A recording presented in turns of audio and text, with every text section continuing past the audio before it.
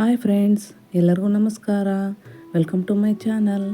ನಾನಿವತ್ತು ನಾಗರ ಪಂಚಮಿ ಹಬ್ಬದ ಸ್ಪೆಷಲ್ ಉಂಡೆ ಮಾಡೋದನ್ನು ತೋರಿಸ್ತಾ ಇದ್ದೀನಿ. ನಾನು ತೋರಿಸಿದ ಅಳತೆಯಲ್ಲಿ ನೀವು ಮಾಡಿದ್ದೇ ಆದರೆ ಪರ್ಫೆಕ್ಟ್ ಉಂಡೆ ರೆಡಿ ಆಗುತ್ತೆ. ಬನ್ನಿ ಯಾವ ರೀತಿ ಮಾಡೋದು ಅಂತ ನೋಡ್ಕೊಳ್ಳೋಣ. ಮೊದಲಿಗೆ 3 ಬೌಲು ಶೇಂಗಾ, 1 ಬೌಲು ಹುರಿಗಡಲೆ, 1 ಬೌಲು ಬಿಳಿ ಎಳ್ಳು, 1 ಬೌಲು ಒಣ ಕೊಬ್ಬರಿ ತುರಿ, 2.5 ಕುಡಿಕೆ ಬೆಲ್ಲದಚ್ಚು ತೊಗೊಂಡಿದ್ದೀನಿ, ಒಂದು 5ರಿಂದ 6 ಏಲಕ್ಕಿ, ಒಂದು 3-4 ಲವಂಗ, ಒಂದು 2 ಸ್ಪೂನು ಶುಂಠಿ ಪುಡಿ ತೊಗೊಂಡಿದ್ದೀನಿ. ನಂತರ ಒಂದು ಬಾಣಲಿನ ಬಿಸಿಗಿಟ್ಬಿಟ್ಟು ಶೇಂಗಾನ ಹದವಾಗಿ ಹುರ್ಕೋಬೇಕು. ಎಲ್ಲನೂ ಒಟ್ಟಿಗೆ ಹಾಕಿ ಹುರ್ಕೋಬೇಡಿ, ಸ್ವಲ್ಪನೇ ಹಾಕ್ಕೊಂಡು ಹುರ್ಕೋಬೇಕು. ಇಷ್ಟಾದರೆ ಸಾಕಾಗುತ್ತೆ. ಬೇರೆ ಪ್ಲೇಟಿಗೆ ಶಿಫ್ಟ್ ಮಾಡ್ಕೊಂಬಿಟ್ಟು ಅದೇ ಬಾಣಲಿಗೆ ಬಿಳಿ ಎಳ್ಳು ಹಾಕ್ಕೊಂಡು ಸಣ್ಣ ಉರಿಯಲ್ಲಿನೇ ಹದವಾಗಿ ಹುರಿಬೇಕು. ಜಾಸ್ತಿ ಹುರ್ಕೋಬೇಡ್ರಿ, ಕಹಿ ಬಂದ್ಬಿಡುತ್ತೆ.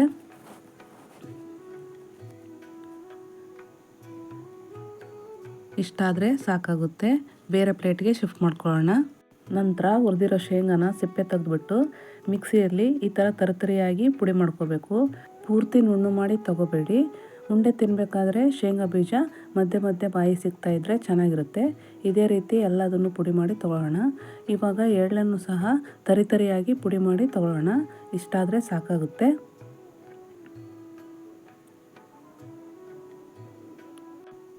ನಂತರ ಹುರ್ಗಡ್ಲೆನ ಪೂರ್ತಿ ಪುಡಿ ಮಾಡಿ ತೊಗೋಬೇಕು. ಇದನ್ನು ತರಿತರಿಯಾಗಿ ಮಾಡ್ಕೋಬಾರ್ದು. ನಂತರ ಏಲಕ್ಕಿ, ಲವಂಗ, ಶುಂಠಿನೂ ಪುಡಿ ಮಾಡಿಕೊಂಡು 1-2 ಸ್ಪೂನಷ್ಟು ಹಾಕ್ಕೊಂಡಿದ್ದೀನಿ. ಎಲ್ಲ ಹದವಾಗಿ ಬೆರ್ತೋಗೋ ಥರ ಮಿಕ್ಸ್ ಮಾಡ್ಕೊಳ್ಳಿ.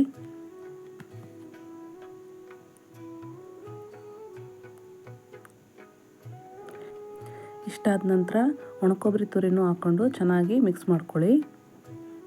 ಒಣಕೊಬ್ಬರಿನ ನೀವು ಇನ್ನೂ ಸ್ವಲ್ಪ ಜಾಸ್ತಿನೂ ಹಾಕ್ಕೋಬೋದು, ರುಚಿ ಚೆನ್ನಾಗಿರುತ್ತೆ. ನಿಮಗೆ ಒಣಕೊಬ್ಬರಿ ತುರಿದಿದ್ದು ಇಷ್ಟ ಆಗಲಿಲ್ಲ ಅಂದರೆ ಮಿಕ್ಸಿಲಿ ಪುಡಿ ಬೇಕಾದರೂ ಮಾಡಿ ಹಾಕ್ಕೋಬೋದು, ಅದು ಚೆನ್ನಾಗಿರುತ್ತೆ.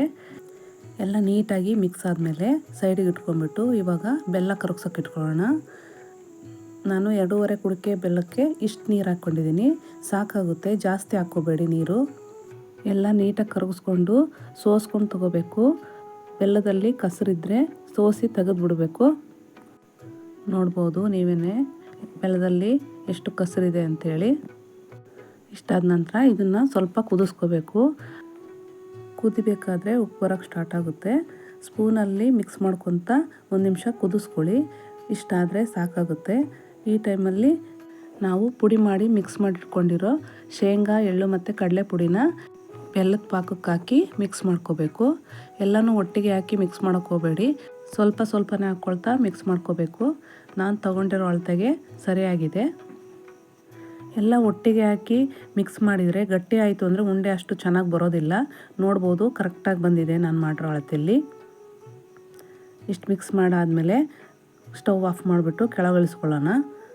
ಇವಾಗ ಬಿಸಿ ಇರುವಾಗಲೇ ಬೇಗ ಉಂಡೆ ಕಟ್ಕೊಳ್ಬೇಕು.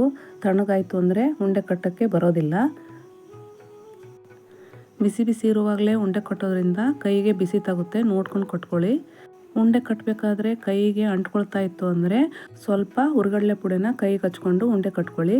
ತುಪ್ಪ ಆಗಲಿ ಎಣ್ಣೆ ಆಗಲಿ ಹಚ್ಕೊಂಡು ಕಟ್ಟಬೇಡಿ. ಸ್ವಲ್ಪ ದಿನ ಆದಮೇಲೆ ಸ್ಮೆಲ್ ಬಂದ್ಬಿಡುತ್ತೆ, ತಿನ್ನೋಕ್ಕೂ ಚೆನ್ನಾಗಿರೋದಿಲ್ಲ. ನೀವು ಭಾಳ ಕ್ವಾಂಟಿಟಿಲಿ ಉಂಡೆ ಮಾಡ್ತಾಯಿದ್ದೀರಾ ಅಂದರೆ ಒಬ್ಬರೇ ಬೇಗ ಉಂಡೆ ಕಟ್ಟೋಕ್ಕಾಗಲ್ಲ.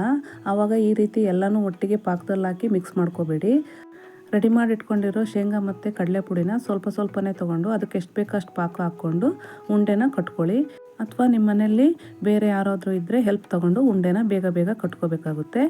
ನಾವು ತೊಗೊಂಡಿರೋ ಅಳತೆಯಲ್ಲಿ ಇಷ್ಟು ಉಂಡೆ ರೆಡಿಯಾಗಿದ್ದಾವೆ. ಇವಾಗ ಒಂದು ಉಂಡೆನ ತೋರಿಸ್ತೀನಿ ಯಾವ ಥರ ಬಂದಿದೆ ಅಂಥೇಳಿ. ಪರ್ಫೆಕ್ಟಾಗಿ ಬಂದಿದೆ.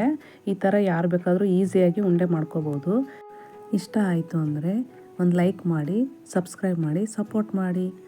Thanks for watching.